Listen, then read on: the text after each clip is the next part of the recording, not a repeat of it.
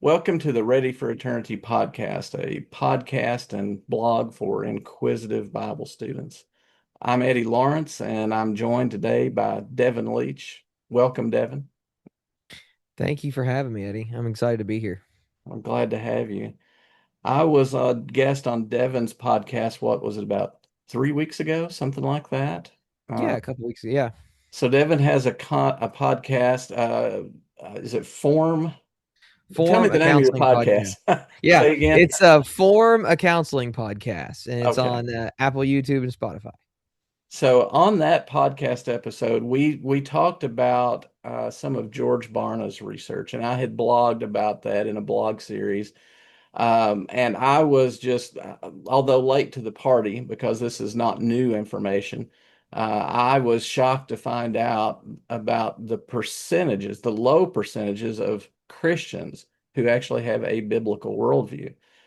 Turns out that according to his research, only about 13% of what he classifies as born again Christians have a biblical worldview, meaning that they view the world through the lens of Scripture and pretty much exclusively through the lens of Scripture.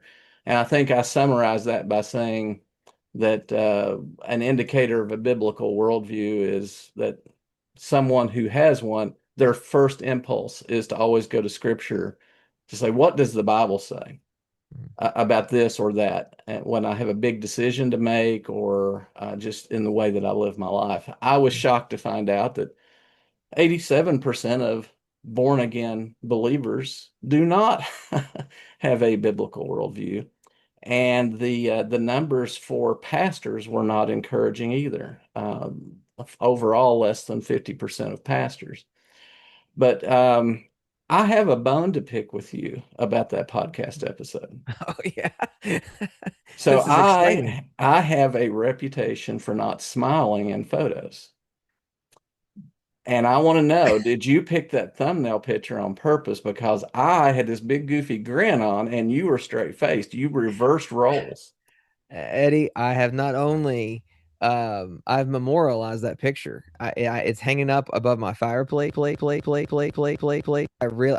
actually wrapping it. I'm gonna give it to your family for their Christmas gifts Right. because I caught you smiling, Yeah, and I felt like I win a prize. do you know how many people have ribbed me over that? I can't imagine. I Okay. can't imagine. There's one again though. Yeah, We have fun when we talk, so that's a good unfortunately, thing. I can't think of a way to get you back, but the podcast isn't published yet, so I've got time. Let me tell you, the thumbnails they suggest on those things after you record one are usually with my eyes closed. My nostrils are flaring. I've got a upper lip that's angry. I mean, I look terrible in all those thumbnails. So I was probably trying to find one that was flattering for both of us when I did that thumbnail. Well, you had a follow-up podcast episode the following week where you talked about some of the implications of I guess, of the hopelessness and the loneliness that comes or is that can be associated with a lack of a biblical worldview. And by the way, I will put links to both of your episodes in this in my show description. But I wanted to talk to you a little bit today about that follow-up episode because I thought you had some really insightful comments and observations in there. So I don't know if we would call today part two or part three. Could be Um, either. yeah, It's but definitely an ongoing conversation. yeah, in this podcast, I'd like to talk more about some of the practical and personal implications of this problem, not just the statistics. So now you're a leader in your local church, and you also have a counseling ministry. So that kind of gives you a unique perspective that most people don't have. But tell us a little bit about your counseling ministry. So I'm one of the elders at Bell Point Baptist Church in Frankfort, Kentucky, and about I guess 4 years ago now, I started. I did what I was told for a long time I was supposed to do, and never really thought it was a real job, to be honest with you, and that was to be a counselor. And so I called it Form Counseling Ministry. Form FORM, the root word for a lot of the things that are important to me. Do not be conformed to this world, be transformed in the renewal of your mind until Christ is formed in us, reformed. All of these things were part of me, and it seemed to be like that root word that was part of so many of the things that made up the counseling ministry. And so that's why it's called that. And I started this counseling ministry because um it's typically counseling is a female dominated world. I particularly really like it. I like counseling, and I've always had a kind of a proclivity toward trying to help people on that one-to-one basis. And the Lord kept sending people my way, and I was trying to be faithful. Had people in my life telling me, you should be a counselor, you should be a counselor. And COVID hit and I wasn't pastoring at that time. And then quickly became a pastor where I am now. And then started this ministry as a kind of a parachurch ministry. So I counsel people both within my church, but also within the community. And then also outside the community, I have some people from outside of Frankfurt, both in Louisville, Lexington, and then people who by association know me. So I see online from other states, be blessing it. So I have continued to do it, and am thankful to do it. So, I think most people when they come to you, they probably don't say, "Hey, I've got a biblical worldview problem. I need you to help me fix." No, no, they don't. They're probably becoming because they're feeling stuck or empty or they're just having some sort of a problem they haven't been able to resolve on their own. But I'm going to guess that at least some of these issues are related to biblical worldview problems. It, Absolutely. There's a definite case of symptoms that people want relief from that actually aren't part of the core problem. That's very typical. They're called presenting problems. Someone comes in and says, I'm miserable or something's not working or I've got this issue and it's causing me problems. I want to get rid of it. It's usually what the presenting problem is, not usually the problem. For instance, you come in and feel depressed. If you've been dealing with depression, depression is usually a symptom of something.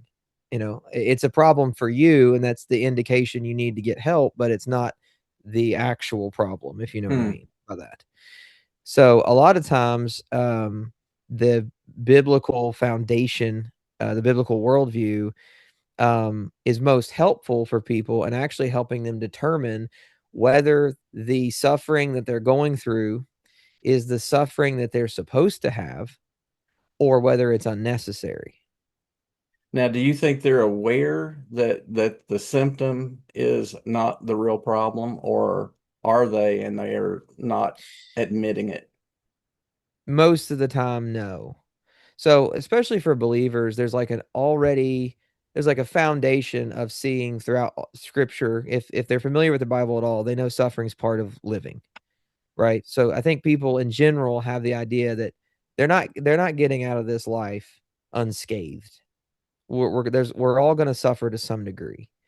But the difference between is the Lord actively working in my life, like say a Joseph, right? Am I going through getting beat up and thrown in the well and sold into slavery and in Potter's house and falsely accused uh and then put in prison and lied about and forgotten about so that I can make it in front of Pharaoh? Like, is this the Lord's will that I suffer in order to grow and become and his will is being accomplished in the suffering? Or am I suffering as a result of my sin and stupid decisions? Or maybe not even my own sin and stupid decisions, but the circumstances around me I have no control over. And so often sorting that out means helping someone understand a more biblical worldview. What you're describing there is a problem that I've kind of termed the fig leaf. Okay. And what I have experienced in interacting with people is it's and this is not a counseling issue. It's more of a just of a personal interaction. A Hmm. lot of times people will say, "I need such and such for such and such reason." And that's not the real reason they're asking for it because the real reason is so petty that they don't want to admit what the real reason is. And I have just come to recognize some of those situations, and I call it the fig leaf. They're covering something that they don't want anybody else to see. Okay. I got you. I got you. But yeah, so that's my term for a totally different kind of issue. Sure. But when you said that, that's what it reminded me of, is that someone's approaching you with a problem, and in your case, they don't probably realize that what they're approaching you to get help with is a symptom and not the root cause. Hmm. So, one of the things that I thought was very insightful in your follow-up episode was your description of how people today are isolating themselves, and that just about everything in our life is encouraging and promoting that isolation. You know, technology, the way a lot of us work from home. I can't remember all the things that you attributed that to. You want to recap that just a little bit, because I thought there was some Sure. very insightful things in there.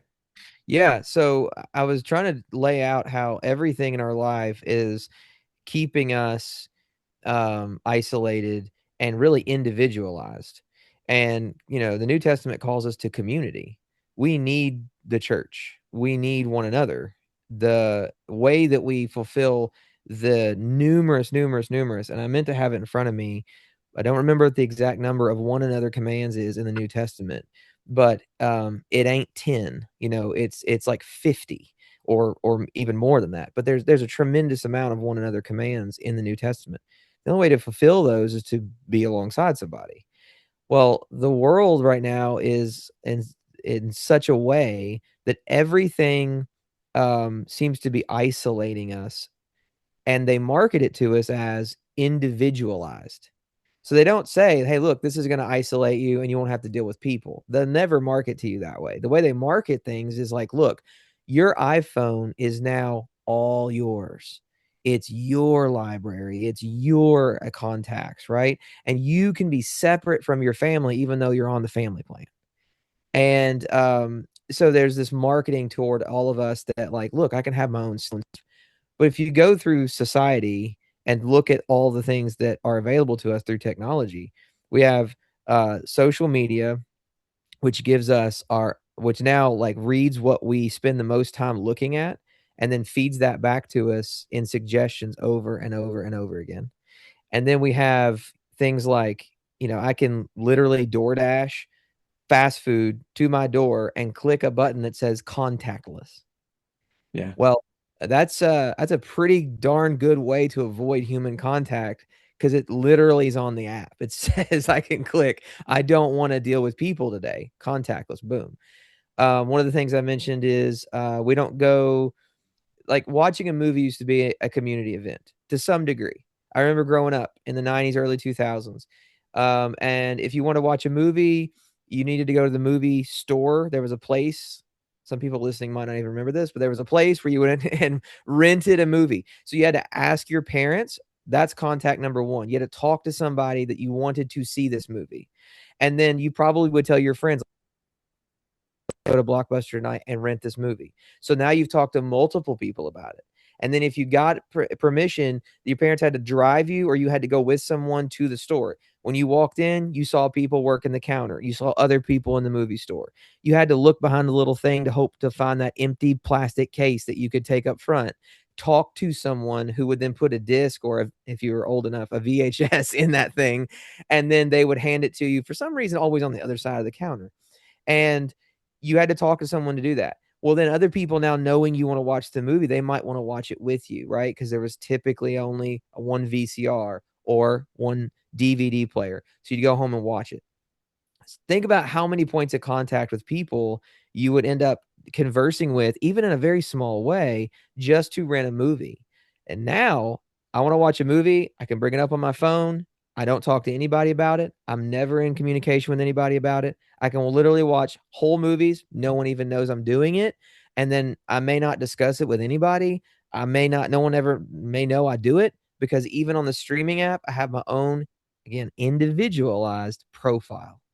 And so those are just a couple examples of how we set up for us to be able to just avoid people as much as we would like. Well, for those who are watching who actually know me personally, they know you just described my entire lifestyle. I am introverted. Being around people saps every last ounce of strength that I have. On Sunday afternoons, I come home from church and I'm just wasted. I'm on the couch for the rest of the day because I had to be around a bunch of people today. But that's it though. You do put yourself around people. Yeah, I go. I go because I know that God has said that's what's good for us. Um, Amen. Yeah. Now, my left alone to myself, I would say I don't want to go. I don't really, I don't get energy from being around a bunch of people. It saps energy from me. That doesn't mean I can't interact or that I refuse to.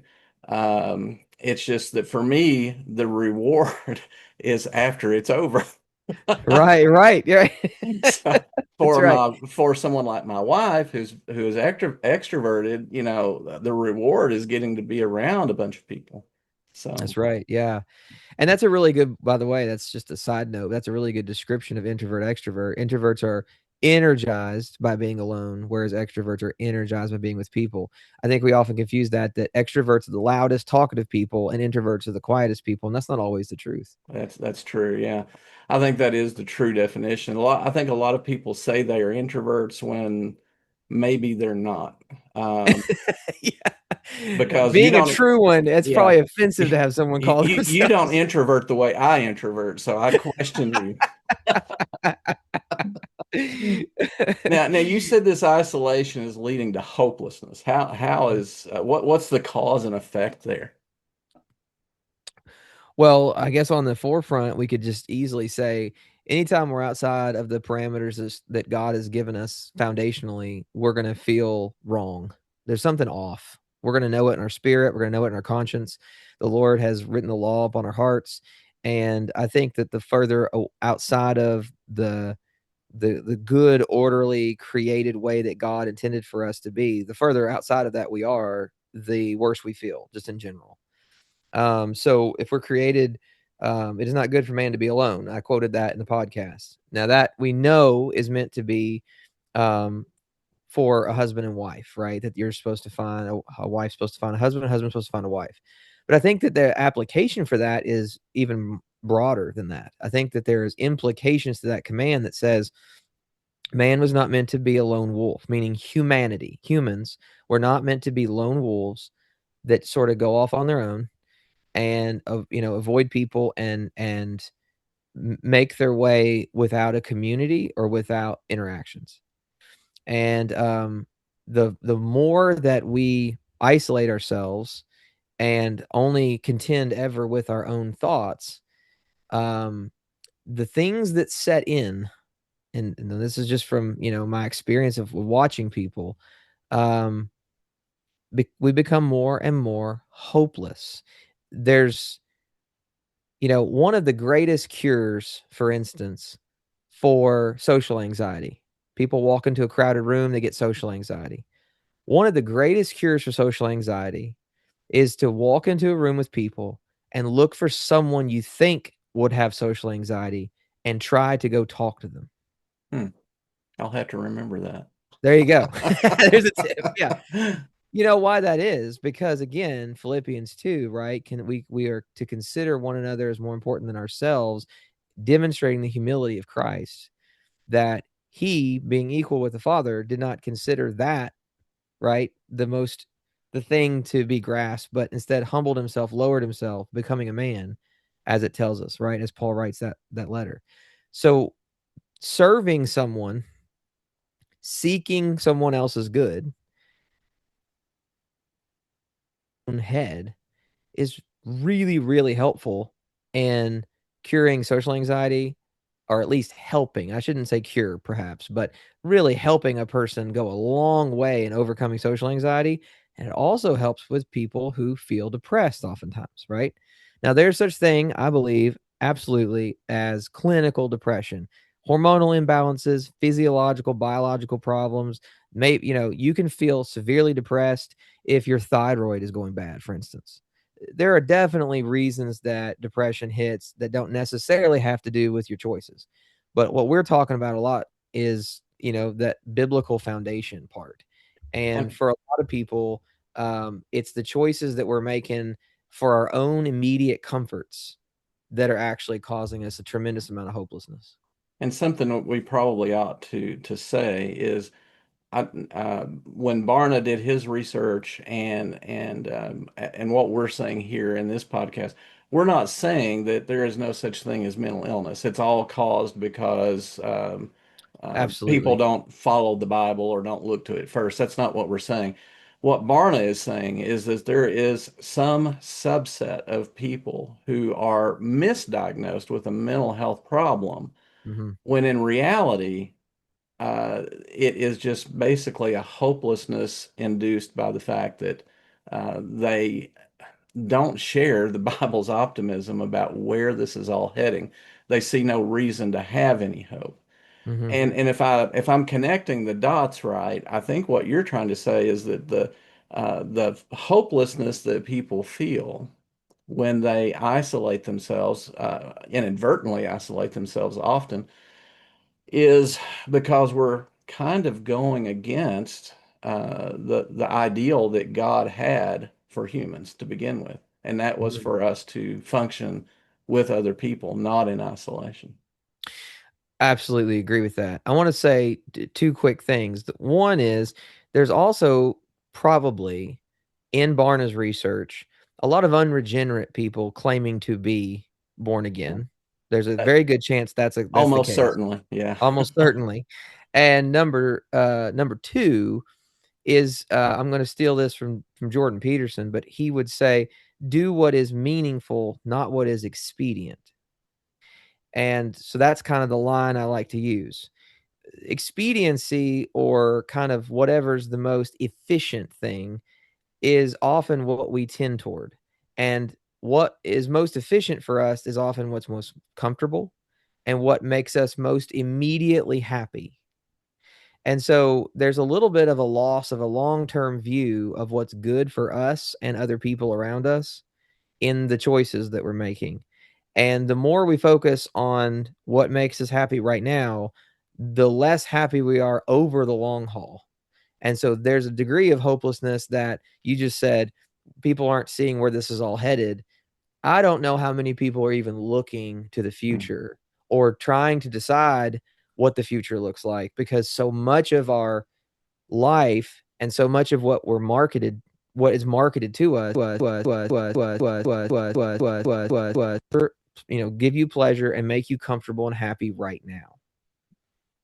You know, I don't remember who I learned this from. It was not an observation I made on my own, but someone pointed out to me at some time in the past that the reason God created humanity to be in community is because God himself lives in community.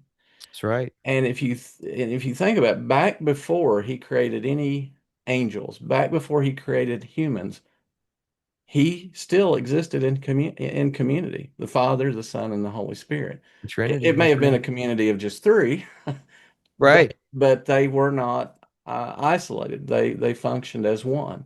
That's right. And if we are going to be what God intended us to be, we are going to have to take that view as well, although that runs against the grain for people like me. I think that's when we know we're on the right track, is when we start to realize that it's running against us. So, do you think there's like for lack of a better term, is there like a low grade hopelessness that people have just accepted as normal?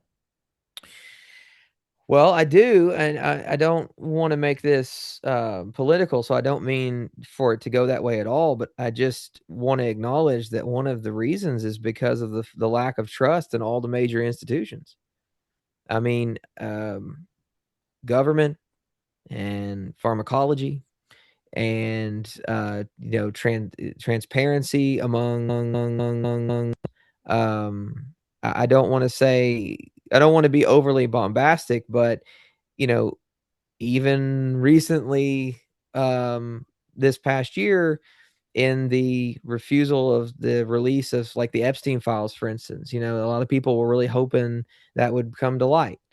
And again, it doesn't matter who you voted for. I'm not trying to get into all that. It's just that I see among people on the left and right, because I've counseled both, and they've indicated to me their political persuasion. So I know that there's been multiple people, both from the left and the right, that I have seen, and the overall general consensus is there's just a lack of trust. That is all true, and if that were all that there was, that would be bad enough. But unfortunately, people are seeing scandals within the church as well. That's exactly right. And I'm going to fall back on what you just said because I think there's truth to it. I think a lot of the scandals that we're seeing may be because there are unregenerate church leaders in some cases, or at the very least, some who may have been qualified to be in that role at some point in the past and may no longer be qualified, but through Mm-hmm. inertia they continue on and damage results. So yeah, even in the one place where we should see the most optimism and hope, sometimes even that is failing us. So Mm-hmm. That's right. That's why now, God has a high moral standard for the leaders of the church. right. And it kind of goes back to what we were talking about in the first episode. It's a catch-22. How do you fix this? Because the people who are lacking a biblical worldview are the ones who are choosing their next leaders in the church often, and they're not choosing them based upon scriptural criteria often. Mm-hmm. So now, when people feel this level of hopelessness, whether it's kind of just a low grade continuous or if it has escalated to something more, they don't typically just remain idle, right? I mean, there's a vacuum there that needs to be filled with something, and they're going to put something in it. What kind of things are you seeing that people are using to try to, I don't know, medicate that hopelessness, so to speak? Um, I mean, I hope you don't have to cut this part out. I'm trying to be as careful as I can, but one is food. Um, one is an epidemic of pornography. Um, Another is and there's been books written about this, entertaining ourselves to death. Um, Again, that expediency versus meaningfulness. Um, the people who are most hopeless are often comparing themselves to people they see on social media, because for some reason our brains watch social media and just do not make the connection of the production that goes into creating what we're looking at. The setting up a camera so that you can walk in front of it, so that you can look like you're playing with your kids, takes multiple shots. It takes a lot of time to set up. It takes even longer to edit, even with AI, and it is not an immediate thing. And that is not how real life goes all the time. Yet, if 100 moms do that, then there's 1,000 moms that watch that and go, I am failing. And so the doom scrolling of and the and comparison is I think one of the things that eats away right now at people. Again, knowing God's word, having a standard we compare to that is not just the other moms, which are actually fake, but really comparing ourselves to the Lord Jesus, who's the one who says, be holy as I am holy. And then recognizing that it's his grace that's sufficient for us, and resting in the truths that we would derive from that is an antidote to this, because what we put before our eyes all the time, it becomes our God. It really does become the thing we fixate on. It becomes the thing we want the most. It becomes all we think about. And so we medicate then with I'm not sure if I don't have the data right in front of me. I'm sure anybody listening could Google this and prove this is correct. We have an opioid epidemic. We have an epidemic of alcoholics. No one talks about that. There is no longer a sexual revolution, but um, we have a lot of problems in that area, and especially online. It's something that people run to for hope, to relieve their stress and their minds. Um, and so again, just those immediate things are coping mechanisms. They're things that are an attempt to make them feel better kind of immediately.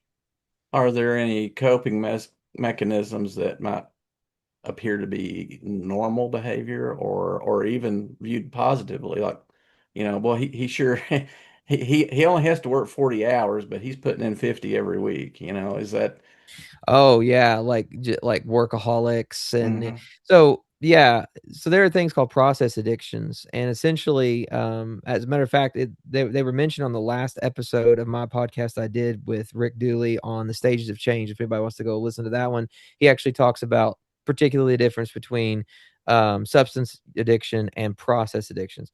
But process addictions, just to summarize quickly, are things that are typically normative, that like begin to have a hold on you and that you do in order to try to relieve pain. So process addictions could be video games, shopping, spending money, sex, even some versions of religious activity could all be kind of good things perverted in a way that are in an attempt to um, cope with the stressors of life, feeling hopeless, that sort of thing. So a lot of these coping mechanisms, even the ones that might appear to be respectable or even admirable, Sure. can kind of become a problem on top of the one they already have. And that may be going back to what you were saying earlier, is a lot of people come to you for symptoms, which a lot of these coping mechanisms would be, and Hmm. don't realize what the real problem is. Um, Barna said that, and this is one that I find to be somewhat troubling, that we are on a trajectory or on a trend where a lot of these, how did he say it? It was basically a normalization of poor mental health. In other words, I guess I would rephrase that as normalized dysfunction. Yeah, yeah. Um, It's a great way to say it. so, it's almost like it's gradually becoming invisible, because what would have been seen as an aberrant behavior a generation ago is now just every day. It's just normal. Mhm. And There's such little tolerance as well. I mean, I coach baseball locally, and the amount of, inability to cope with normal disappointment and frustration has seemingly become worse and worse, and it would be easy for someone listening to this to go, "Well, listen, you're in your 30s now, and you're just older, and you don't see it like you did when you were playing at 12 years old." And I could understand someone making that accusation, but I could elaborate for an hour, which I won't, but I could elaborate for an hour on why it's worse and in what ways, because there is a lot less tolerance. There's a lot less what I would call emotional intelligence. Um, so Daniel Coleman wrote the book Emotional Intelligence back in 1997, and was claiming even then that it was more important than IQ, because emotional intelligence he divides into four domains, and that is basically self-awareness, self-management, relationship awareness, and relationship management. And of those four domains, he has 12 aspects that he breaks that down into. And if you read that book or look through those, you can just recognize objectively that it seems like we're getting less and less emotionally intelligent. And it's interesting to me because with the rise of artificial intelligence, AI, to me, once we all have access to the same amount of intelligence, The only thing that will separate us is our emotional intelligence, because that's the thing AI doesn't have. And so, as we look to talk about hopelessness and people's resilience, emotional resilience especially, I often look at it and go, the thing we need the most are the things that scripture would describe as the fruit of the spirit, right? What is patience that the Holy Spirit is supposed to give us, if not the ability to deal with the annoying in a godly way? Yeah. You know what I mean? Yeah. My friend Rick likes to say the fruit of the spirit is for other people to taste. Because Mm. truthfully, if you're annoying and I'm patient, you get to enjoy the patience, right? The spirit's producing that within me, but it's really the other person that's going to get to enjoy that. And all the way through the line, kindness is the same thing, right? Kindness is only kind if you could be mean and choose not to. Otherwise, it's just weakness, right? And so if you don't have the ability to do the things that are the opposite of the fruit of the spirit, then it's really not being produced in you. All right. And those fruit of the spirits are all those aspects of the fruit singular. I don't want to be ripped by all your I don't want to be beat up by your audience. I know it's fruit singular. No, Uh, no one messes up talking online worse than me. So if my audience has stuck with me, they're gonna have no problem with you. So okay, good. Well, the aspects of the fruit of the spirit all fall in line with emotional intelligence. And this is kind of an offshoot. It leads to something totally different, perhaps, but I just wanted to say this. There's a book by Brad Bigney called Gospel Treason. Highly recommend it. It's a book on how we create hidden idols. And he defines worship as whatever we dwell on, whatever we fixate on, whatever we pursue and think about and daydream about, basically the orientation of our hearts, whatever we're normally going after. I've always appreciated that definition of worship, because we have to define it where it's more than just singing. We're going to be worshiping for all eternity. It's not just singing in a choir. It's not just singing to music or to the right lyrics. Worship is really the orientation of our life. And if that's the case, then a lot of these issues that we're discussing are an issue of, are we worshiping the right God? So just wanted to throw that out there as well, a speaking of worshiping, these behaviors don't happen in isolation. Um, that's right. it's going to, I mean, I'm sure you're seeing in your counseling ministry, you're seeing the impact that it has on families. And I guess you're trying to help do damage control and correct some of those behaviors. But it's not just our families and our coworkers. For those of us who are Christians, are in the church, these coping mechanisms or these behaviors are going to show up there as well. Now, Mhm. most people when they go to church on Sundays, we tend to put on our best behavior. You may have been screaming and fussing with the wife in the car all the way to the church building, but as soon as you walk in the doors, everybody's all smiles, right? But Yep, uh, but how do unfortunately. you think this is showing up in the church? Well, what you just described is part of what I mentioned in the podcast, right? We're fake. That Um, persona you were talking about. the persona. So I played a clip of a part of an interview with a man named Chase Hughes. He's not a believer. He's an old intelligence agent that talks about um, facial expression, tone, how to handle manipulators, body language, that kind of thing. And his in his clip, he was saying that there's an epidemic of loneliness, which I found to be very much in tandem with hopelessness. And he said that the pandemic of loneliness is due to the fact that everyone's trying to be this thing that they see on social media. They're trying to create this persona, right, which is literally means a mask that everyone views them as. But even if they achieve it, when someone says, "Hey, you do that really well," if they know that's not who they really are, then even that makes them feel more lonely because no one really sees who they really are. that has crept its way into the church in a major way. I mean, you and I both have been a part of churches where you walk in and you can almost feel it. Like everyone's on their best behavior.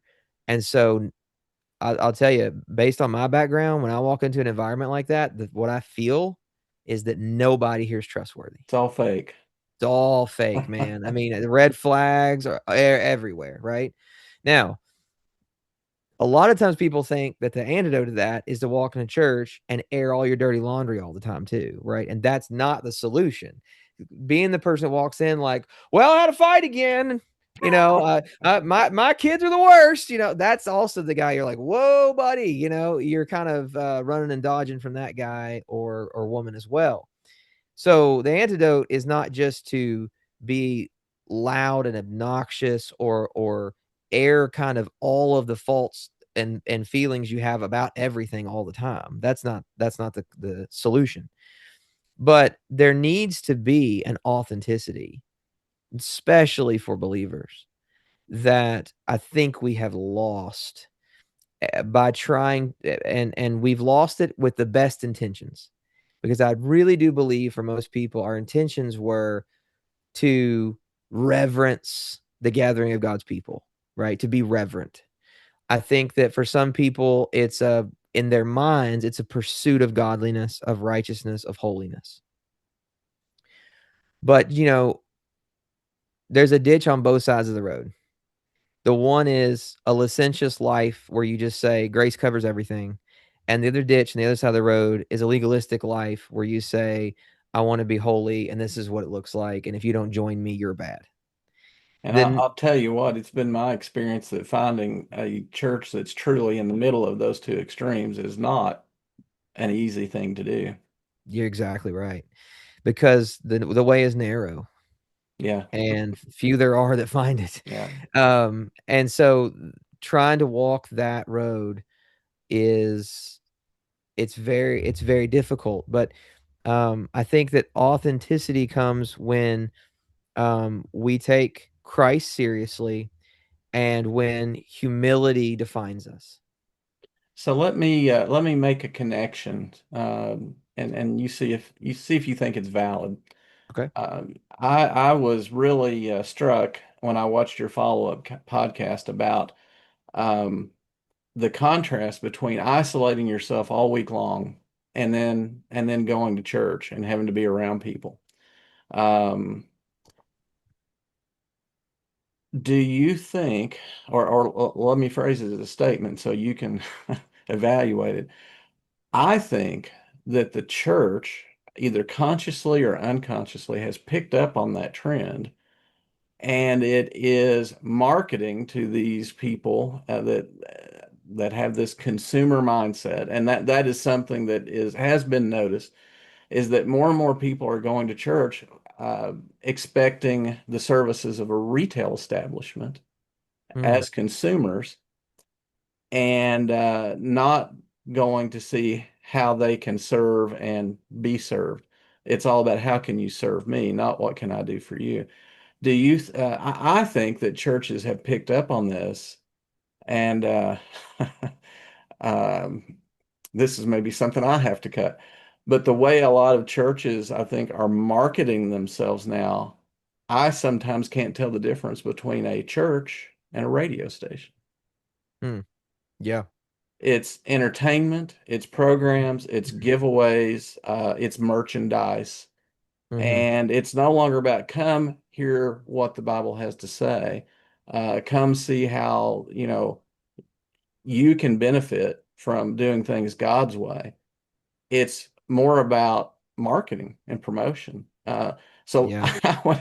I would like to hear your thoughts on if you think there's a valid connection there.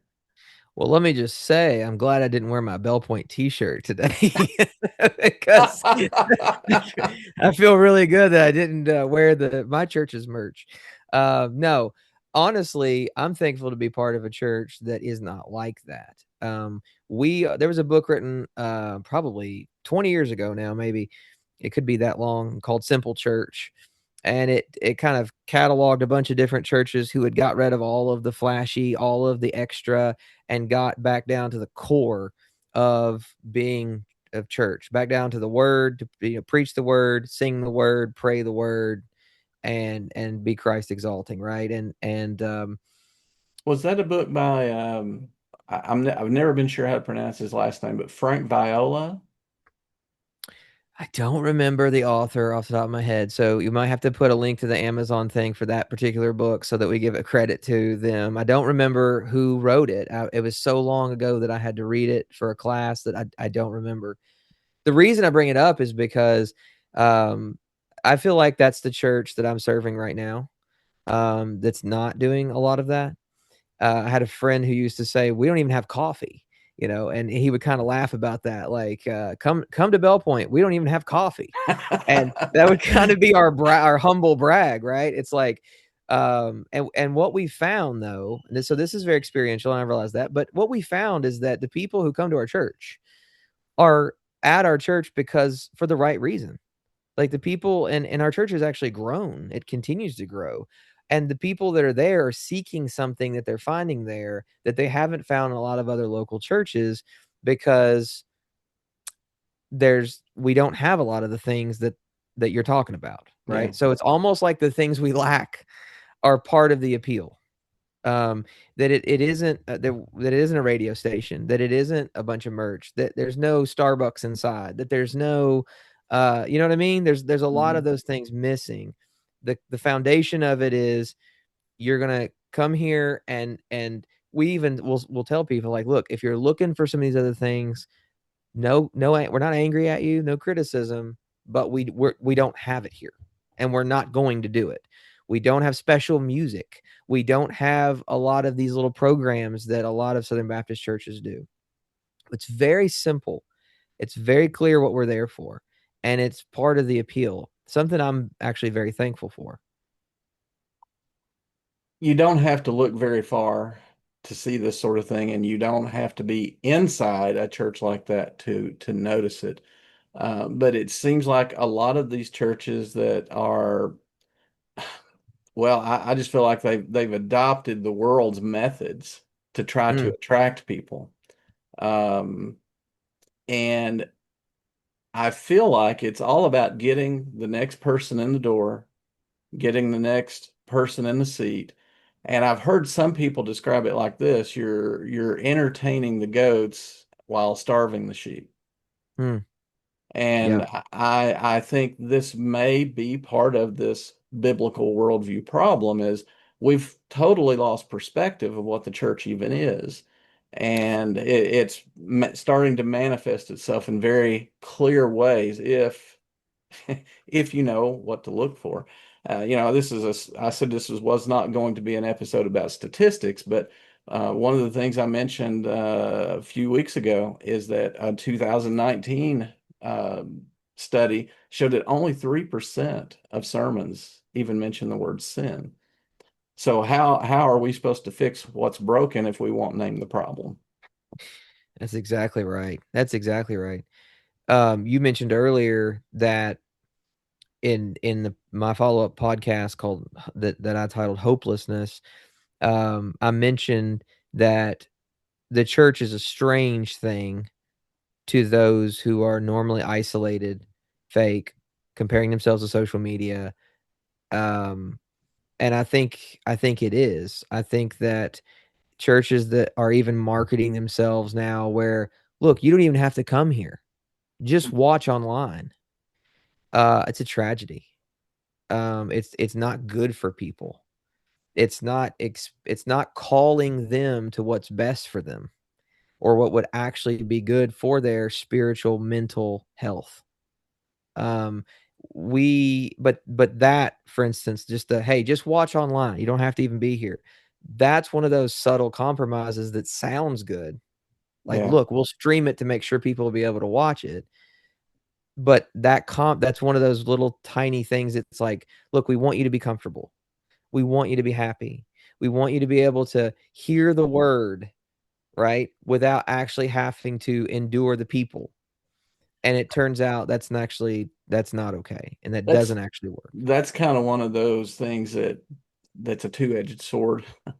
Mhm. Doing the live streaming is really great for shut-ins.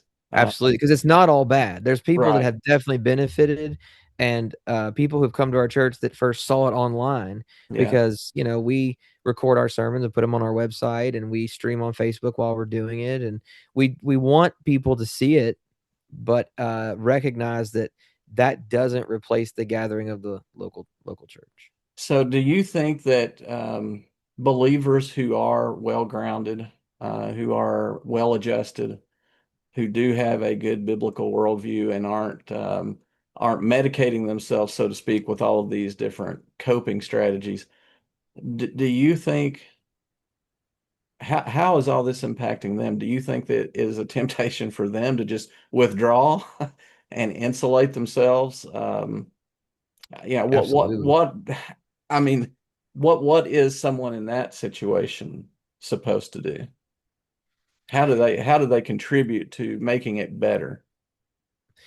As far as like the person who is trying to withdraw, or what do you mean? Well, I guess the person who says, "Look, I see this. There's flies in the ointment. Mm, There's things here that are not good, and I recognize that there's a lot of unscriptural behavior going on, a lot of unscriptural practices going on in my church.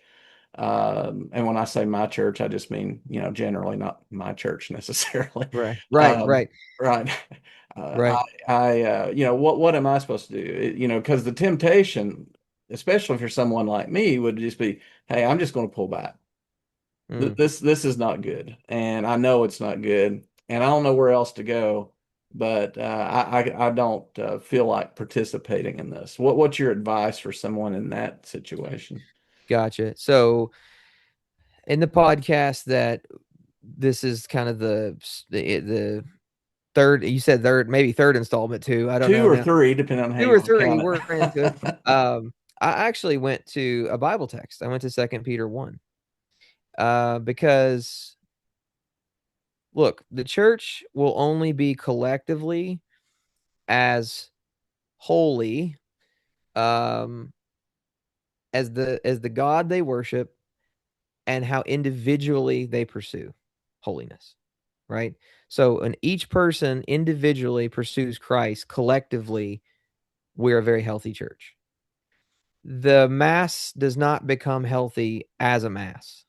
It's the individuals that gather together. So I go to Second Peter and look in chapter 1 starting about verse 5, because the first 4 verses are hello from Peter, and then it's look, he even uses the phrase divine attributes, is how it's translated, indicating that upon your salvation you've been given divine attributes, godly characteristics in which you're supposed to use. And he starts naming that you should use them starting in verse 5, starting with virtuous. And he has a list. The list includes self control, godliness, brotherly affection. That's the And list where he keeps saying add to, just keeps and add to this and that's add to that. exactly And right. He yeah, says he actually uses the word supplement your faith. yeah. And the word supplement was actually the word used for when a choir would back up a Greek play. Hmm. And so my little phrase I like to use when I preach through Second Peter was, we are to add to our faith like a choir adds to a play. Jesus does all that's necessary for salvation, but we can make it sing. Hmm. Interesting. That's a good analogy. So when you think about those attributes, those things that he tells you to supplement your faith with, he specifically says, so that you will keep from being unfruitful and ineffective. Well, one of the things I think that could maybe be substituted out for the word hopelessness is unfruitful or ineffective. Yeah. People who don't feel like they're doing anything that matters are normally hopeless. So how do the people who are hopeless, who are isolating, how do they regain the community? Or maybe in some cases, how do they gain it for the first time? Because so many Well, people are going to church and uh, it's more almost like they're just getting their ticket punched. They don't know anybody that goes there, don't want to know anybody that goes there, yeah, and they don't have to know anybody. How that's do right. we regain that sense of community? You have to work against your impulses.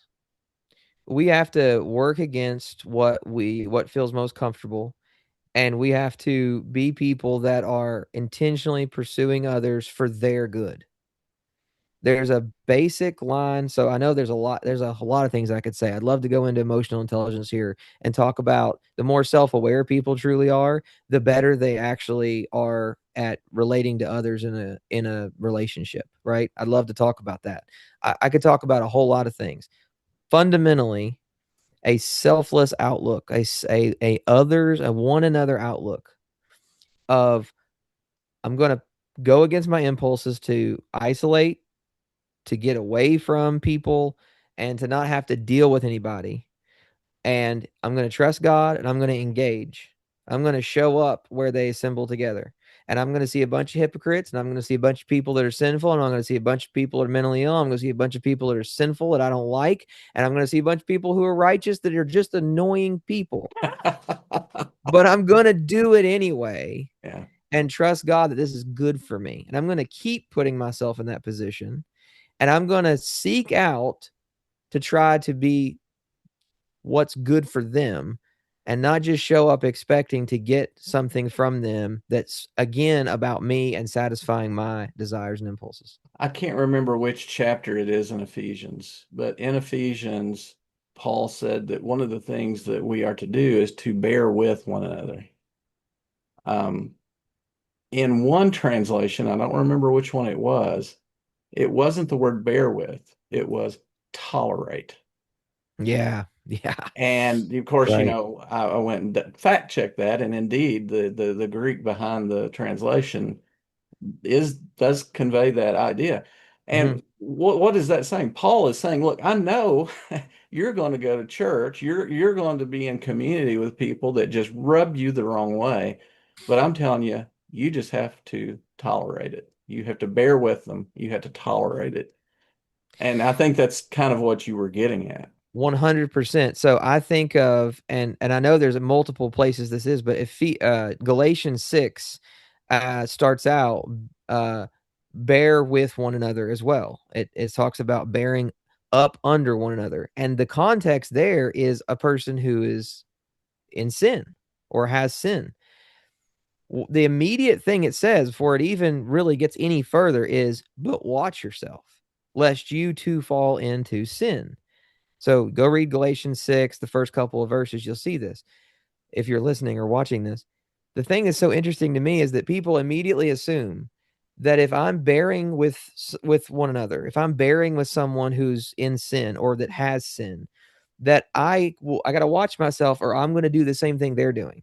So it's like, all right, we've got this, I'm going to use an extreme example that's kind of unrealistic for the illustration.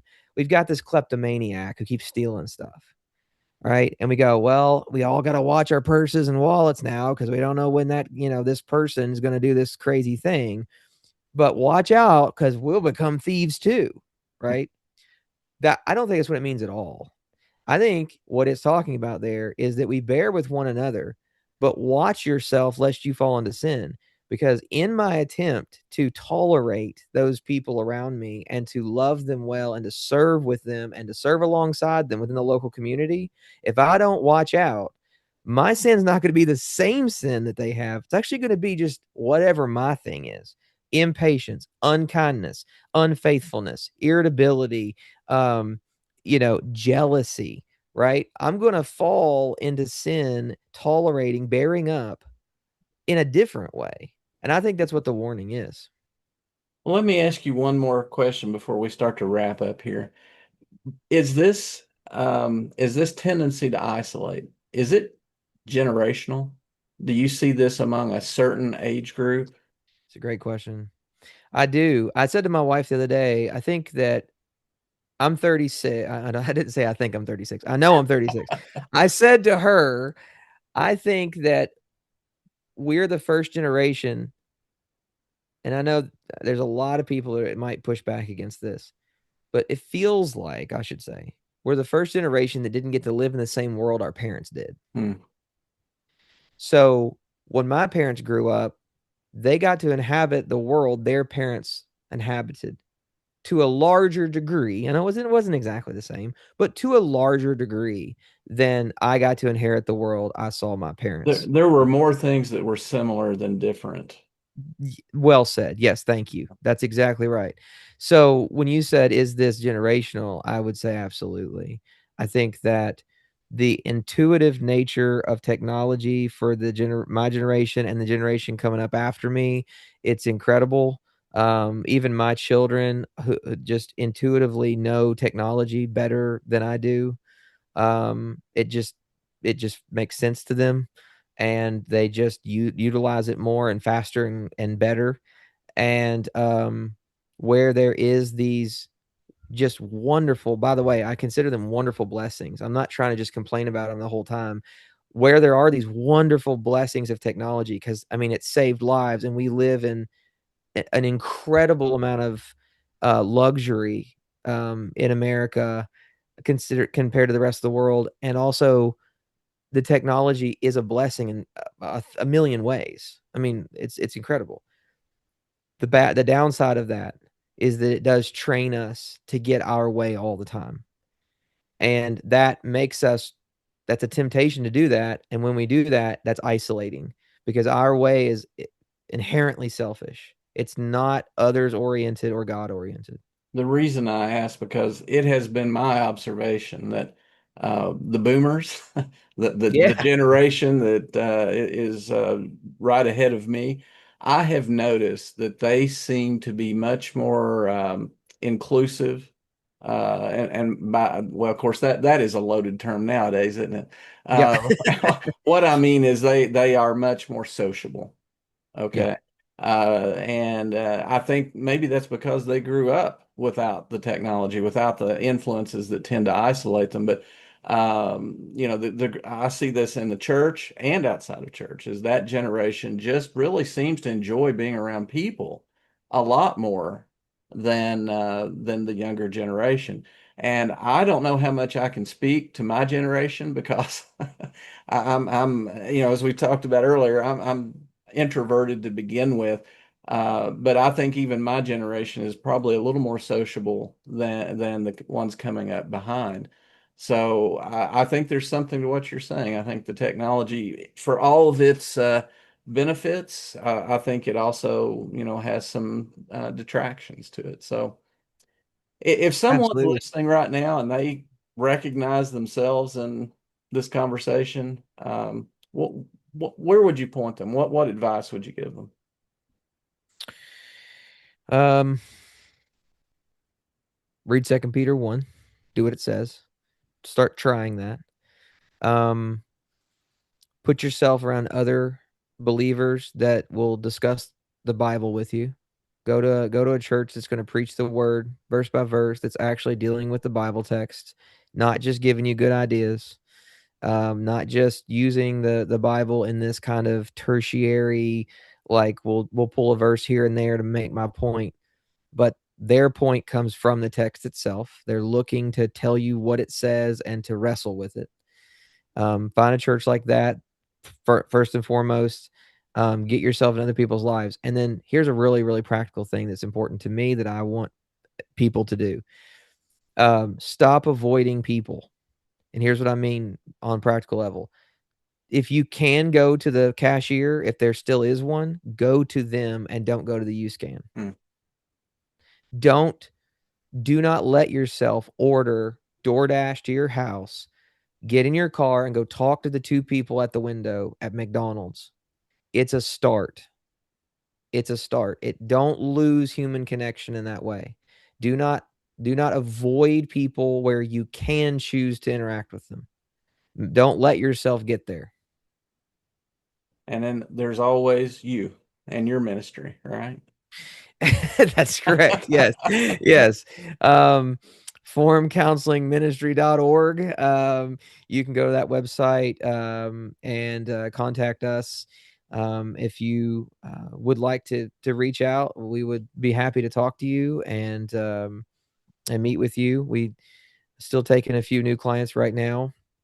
Um, but yeah, there's blogs and stuff on there, and as well as the podcast. It's meant to be a resource. I do that podcast as a resource to people, not just for my rantings. I put work into it so that it's actually beneficial to the listener, where when they hear it, hopefully they're getting something out of it that's useful for their day. So And that podcast and YouTube channel, that's fairly new, right? What, last 6 months or so? That's right. Yeah, we just launched it this year. Yeah. So for those of you who are watching or listening, go check out Devin's YouTube channel, and you're on Spotify, right, for the audio only. Spotify actually is also video. Oh, oh, really? I didn't realize Yeah. that. Yeah. Spotify is video and audio. YouTube is video and audio, and Apple is just audio. Okay. I will Yep. put links to all that in the episode description. But Devin, thanks for being on. If I Thank don't you cut for it off having me. now, we'll be here at midnight because you and I can spend a lot of time talking. I love you. I could talk to you forever. So yeah, I appreciate you having me on. It means a lot to me, and I really enjoy our conversation. I hope we get to do this again. All right. Thanks, Devin.